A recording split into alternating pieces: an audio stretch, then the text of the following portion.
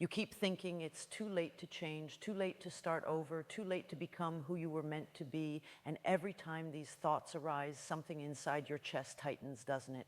There's this quiet ache that says you missed your window, that others figured it out sooner, that somehow you're behind in the game of life. But what if I told you that your soul chose this exact timing? What if everything that feels like delay was actually divine preparation? If this feels true for you, you might gently acknowledge it by simply noticing what wants to shift inside you as we explore this together. What I've learned in my years of working with people is that we carry this terrible myth about timing. We believe there are deadlines for dreams, expiration dates for transformation, and age limits on becoming. We look at others who started their journeys earlier and we judge ourselves as late bloomers, as if blooming itself had a schedule. And this is the part most people misunderstand. Your soul doesn't operate on society's timeline. It operates on wisdom's timeline. Think about this for a moment. The experiences you've had, the relationships that shaped you, the struggles that refined you, the losses that opened your heart. What if none of it was wasted time? What if it was all preparation for who you're becoming now? I've seen this again and again. A woman at 60 finally writes the book that only her lived experience could have created. A man in his 70s finds the love that wouldn't have been possible without the self-knowledge that came from earlier relationships. Someone discovers their true calling at 55 and realizes they needed every year of their previous work to understand what truly mattered. There's a kinder way to look at this. What feels like lateness may actually be perfect timing. You can feel this in your body, can't you? When you think, I'm too late, notice how your shoulders curve inward, how your breathing becomes shallow, how energy seems to drain from your limbs. This is your nervous system responding to a story of scarcity, of missed chances. But when you consider, what if my soul chose this timing, something shifts, your breath deepens, your spine naturally straightens, there's space around your heart again. Your body knows the difference between a story of lack and a story of trust. And right now, your body is showing you which story serves your highest good. There is nothing wrong with you for starting now. There is nothing wrong with the path that brought you here. Your timing isn't late, it's yours. And this is where we often get caught in what I call the shadow of comparison.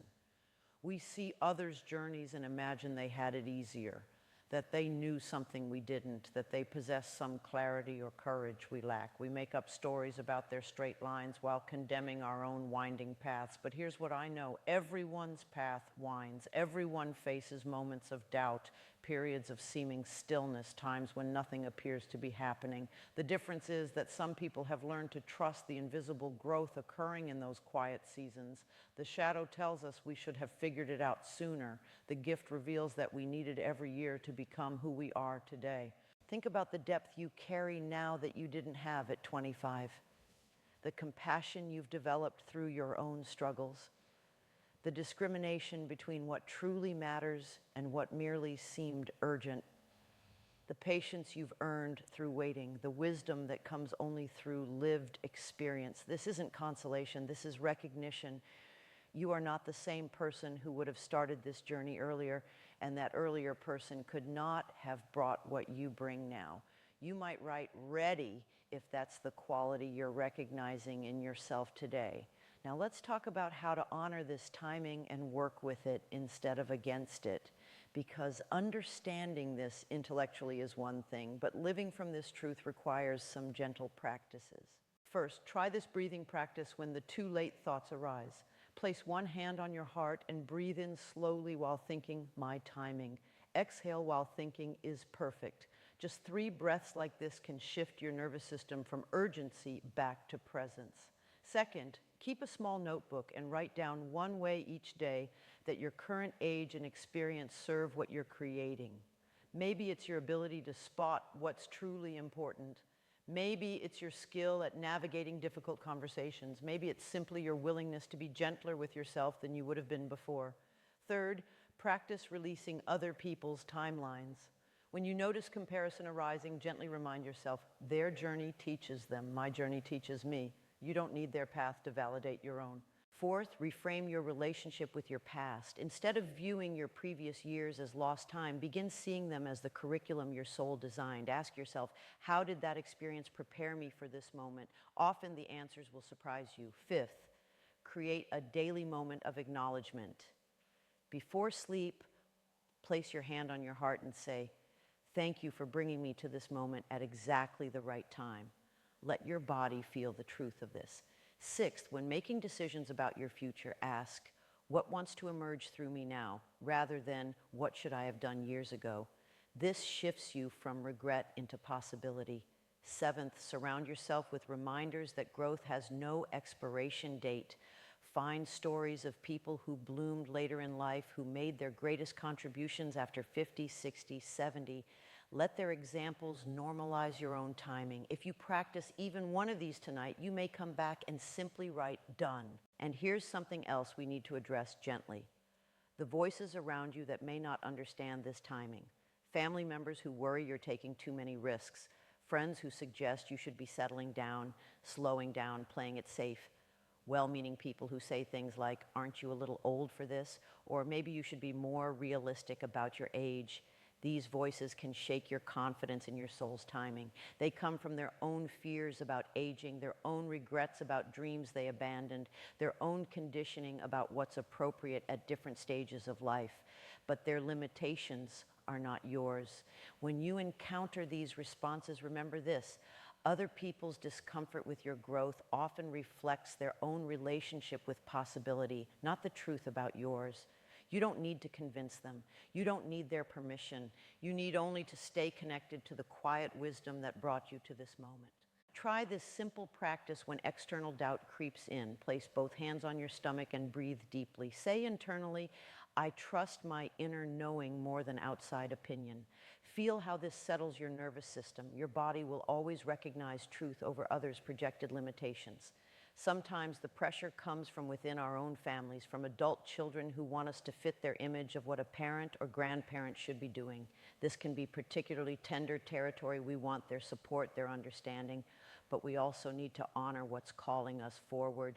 You can love your family and still follow your soul's guidance. You can be a devoted parent or grandparent and still answer the call toward your own growth. These aren't contradictory, they're complementary. When you model authentic living, you give permission for others to do the same.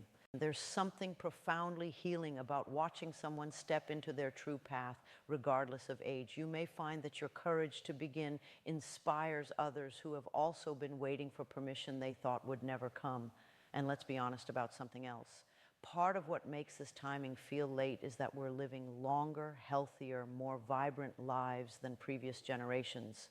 What used to be considered old at 60 is now the beginning of a new chapter. Your grandmother's 70 may not look anything like your 70 will. We're pioneering what it means to grow and evolve throughout our entire lifespan.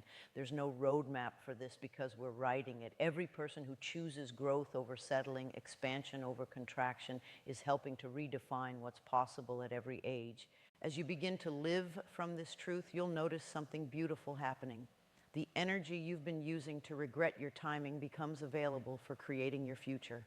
The mental space occupied by I should have opens up for I get to. You stop waiting for permission from your younger self and start receiving guidance from your present self. You begin to trust that your soul knew what it was doing all along, bringing you to this threshold at exactly the moment when you're ready to cross it. This isn't about pretending your path was always easy or that you have no regrets. This is about recognizing that regret itself might have been part of the preparation, teaching you what you truly value, what you're no longer willing to postpone. Your soul chose this timing because this is when you're ready to receive what's waiting for you. This is when you have the wisdom to recognize it, the courage to reach for it, and the self-compassion to be gentle with yourself as you grow into it. You are not behind. You are not late. You are not missing out. You are arriving exactly when you need to, exactly as you need to, with exactly what you need to bring. I trust my soul's timing. I release the need to have started sooner. I embrace the wisdom that brought me to this moment. I am ready to receive what's meant for me now. My path unfolds in perfect divine order. And remember, dear one, your greatest chapter may still be unwritten, and your soul chose this moment to begin writing it through you. This content is for educational and spiritual reflection purposes only. It is not a substitute for medical, psychological, legal, or financial advice.